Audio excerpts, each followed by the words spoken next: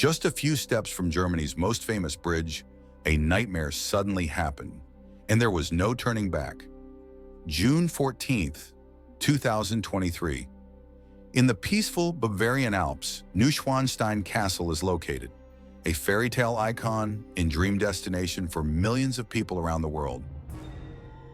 This is a place that has inspired sweet stories, an image appearing in countless movies, and the dreams of those who long to touch the legendary beauty. That day, two young girls, Eva Liu and Kelsey Chong from Illinois, USA, chose this destination as one of the stops on their journey to explore Europe.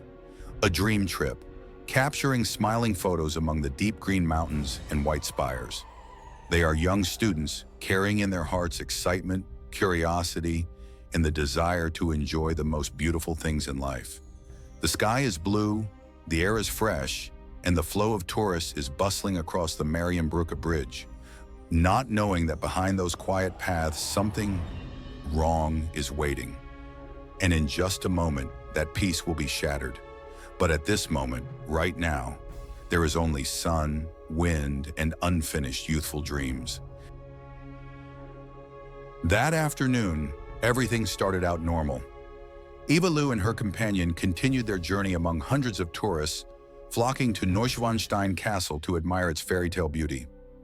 Under the soft sunlight, they took pictures, chatted, and walked together across the Marienbrücke Bridge, a place overlooking the castle with its towering spires standing out against the blue sky.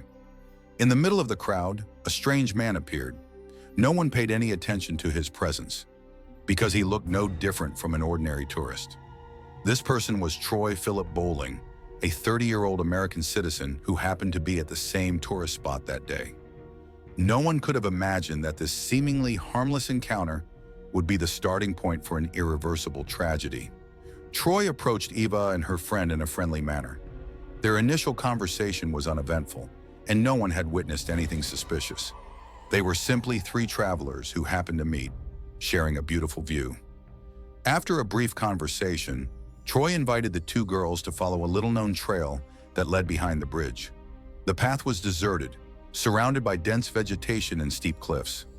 It was a pivotal decision, a seemingly harmless step that led straight to the abyss of tragedy. There were no obvious signs of what was about to happen. There were no signs of trouble. No one raised their voices to warn them. It was all done in silence. Under the clear blue sky of a seemingly peaceful day. In that remote location, the unthinkable happened. In an instant, what had been a pleasant trip had turned completely upside down. There was no one around, no witnesses, no one to hear the timely cry for help. When it was all over, there was only a bare cliff and an unfillable void in the hearts of those left behind. It was the moment when the light of youth was swallowed by darkness, quietly, quickly, and cruelly. When the horror ended, the forest below Neuschwanstein Castle remained eerily quiet. There, among the steep cliffs and dense trees, traces of a brutal crime were left, although none of the tourists above could see anything unusual happening below. The first to discover the incident was not an eyewitness, but passers-by who saw strange signs and reported it to the local rescue force. An emergency call was made, reporting that someone had fallen from a cliff near the castle. The first reaction was confusion and anxiety. In this place, such accidents rarely happened, and no one thought of a darker scenario than simply an accident. As soon as they received the information, German rescue forces and police quickly arrived at the scene. Due to the rugged terrain, it was not easy to access the area where the incident occurred. They had to use climbing equipment and call for helicopter support to reach the location under the cliff. At the scene that appeared shocked witnesses. The two victims were lying not far from each other, on the ground with sharp rocks. One was motionless, showing no signs of life. The other was seriously injured but fortunately still conscious in the midst of terrible shock. The rescue force immediately performed first aid, while protecting the scene while waiting for the criminal investigation team to arrive. To them, the condition of the victims did not resemble a normal accident. The distance between the two people, the location of the fall, and the traces around the area all indicated that this was not a random incident, but the result of a deliberate act. The injured person was quickly airlifted from the cliff and taken to hospital in critical condition. Meanwhile, the other person, despite all efforts to save him, could not survive. It was a haunting moment of silence, as hope was extinguished in shock and wordless pain. The arrival of police, rescue workers, and forensic staff later officially opened an urgent investigation. The scene was completely sealed off. While above, people were still taking pictures and admiring the castle. Below, a tragedy had silently left its mark on the land that seemed to only exist in fairy tales. As the official investigation team approached the scene, the full picture of the incident gradually emerged with chilling and haunting details. The place where the two girls fell was a steep mountainside, jagged with sharp rocks and covered with green moss. Around them, there was no sign of a landslide or any element that suggested this was an accidental accident. The police immediately cordoned off the area, carefully collecting every trace left behind. They noted the skid marks on the ground, faint footprints stretching from the trail above to the edge of the cliff. Remarkably, no personal belongings were found or signs that the victims had fallen on their own. Everything pointed to one possibility: this was intentional. The forensic team conducted an initial examination at the scene before removing the bodies. Through initial analysis, experts determined that the victim died from severe multiple injuries after falling from a height of more than 50 meters. Not only that, there were also traces of strong impact on the head and body, consistent with the victim being pushed rather than losing balance. The time of death was determined to be almost instantaneous, in the afternoon of the same day. For the survivor, although seriously injured, her abrasions and fall location provided the investigation team with important clues. Forensics discovered that the distance from the fall point to the location where the body was found was different, indicating that the two people were pushed at separate times or in different ways. This was a detail that immediately made the investigation team suspect a setup. A piece of evidence found nearby was a broken phone, showing signs of strong impact. Data collected from this device later played an important role in clarifying the truth of the incident. What was left at the scene was more than just the evidence of a fall from a great height. It was the silent traces of a crime whose brutality haunted even the most experienced in the field. The scene with unusual traces quickly triggered an urgent investigation. German police, in coordination with forensics and rescue teams, began to search the surrounding area and collect statements from all those present at the time of the incident. From the data of the travel camera and the accounts of witnesses from afar, a face began to be identified. The strange man who had appeared with the two victims in a short video became the first suspect. Witnesses said they saw this man chatting with the two girls and leaving the crowded area with them. The initial descriptions matched the images recorded by the camera. It didn't take long for the police to identify the suspect: Troy Philip Bowling, a 30-year-old U.S. citizen who was in Germany as a tourist. He was found still near the scene when the authorities approached. Troy was invited to the local police station to clarify the incident. In the first minutes of the interrogation, he appeared calm, cooperative, and affirmed that it was an unfortunate accident. However, when the investigators showed him the images collected from the scene and undeniable traces, Troy's expression began to change. The answers became contradictory. The timing and details in his testimony were constantly off track.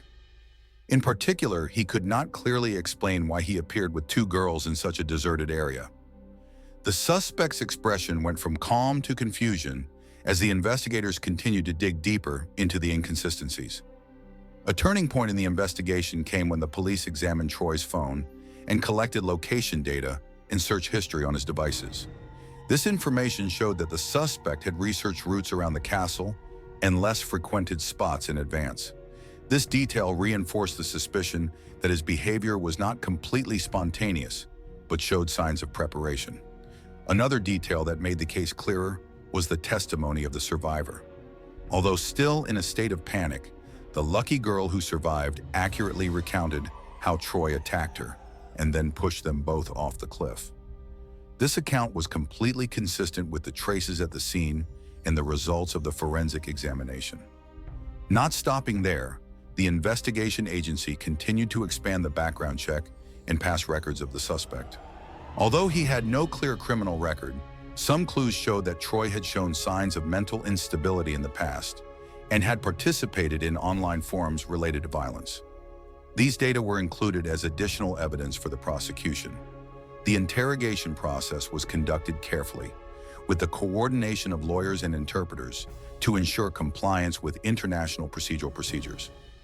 Under the pressure of evidence and the coherence of the victim's testimony, Troy could no longer deny it. He gradually became silent, then admitted to committing the crime. An official arrest warrant was issued shortly thereafter. Troy was detained pending trial on serious charges, including murder and intentional injury. The entire case file was completed quickly thanks to the effective coordination between local police, forensics, and relevant legal agencies.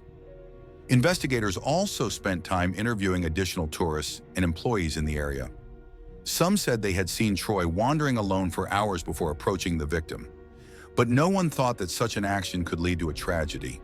They described Troy as a quiet, reserved person who seemed to be searching for something or someone. A preliminary psychological analysis conducted by German experts later showed that Troy was likely to suffer from social isolation syndrome, lack of behavioral control skills, and a latent tendency to violence. These factors are not enough to justify his actions, but they are the basis for the prosecution to assess the level of danger and the possibility of reoffending. Remarkably, data collected from security cameras and electronic devices recreated almost exactly Troy's entire journey on the day of the incident. He appeared at many different points around the castle, moving aimlessly but always heading towards areas with few people. It was this visual evidence that shattered all attempts to justify that this was just an accident or unintentional behavior. The case file, once completed, was transferred to the prosecutor's office to prepare for the upcoming trial. The investigation team not only consolidated physical evidence, but also spent time building a psychological profile of the suspect, ensuring objectivity and completeness when presenting to the jury. The trial of Troy Philip Bowling was held at the Kempten District Court, Bavaria, Germany, in early 2024. Unlike normal trials, this case quickly attracted great attention from the international media, not only because of its particularly serious nature, but also because of the setting, right at the foot of the famous fairytale castle. From early morning, a long line of reporters, citizens, and legal observers gathered outside the court. Security was tightened to the maximum. In the courtroom, Troy appeared with a blank expression, his eyes empty, almost expressionless. He remained silent for most of the time, only answering when asked. The indictment was announced clearly and in detail. Charges of murder, physical assault causing serious consequences, and other related acts. The representative of the procuracy emphasized that Troy's behavior was not spontaneous, but showed calculation, as he deliberately chose the victim, location, and time. On the defense side, Troy's lawyer argued that their client showed signs of mental instability and was not fully aware of his behavior at the time of the crime. They requested a reduced sentence and a change to medical supervision instead of the maximum sentence. However, these arguments were quickly rejected by the prosecution's strong evidence.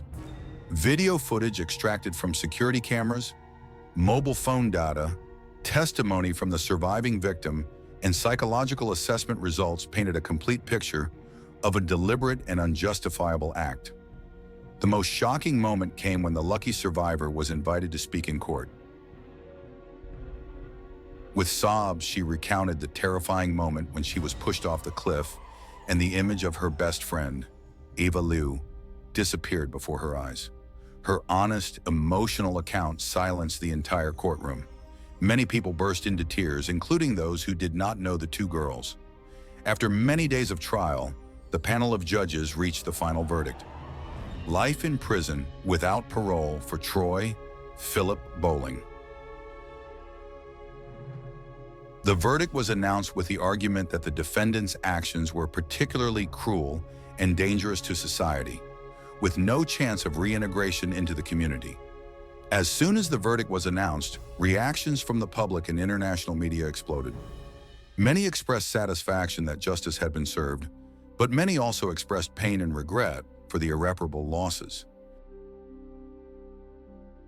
When the lights in the courtroom dimmed and the legal door closed, what remained after the case was not only a harsh sentence for the perpetrator, but also an irreparable loss. Eva Lou's passing left a deep void in the hearts of her family, friends, and even those who never knew her. A dream trip ended in tragedy, robbing an innocent girl of her youth and future. This case is also a painful reminder of the fragility of personal safety. No matter where you are, no matter how poetic or peaceful the scene is, danger can always lurk if we lose the necessary vigilance. It also highlights the essential role of the law in protecting justice, showing no mercy to evil in any form. Looking back at the whole story, one cannot help but wonder, was there any way that tragedy could have been prevented? If society had been more vigilant, or if society had detected the unusual signs in the perpetrator's behavior earlier? Would Eva Lou still be alive today? Leaving behind lingering anguish and countless unanswered questions, this case will forever remind us of the value of caution, humanity, and belief in justice.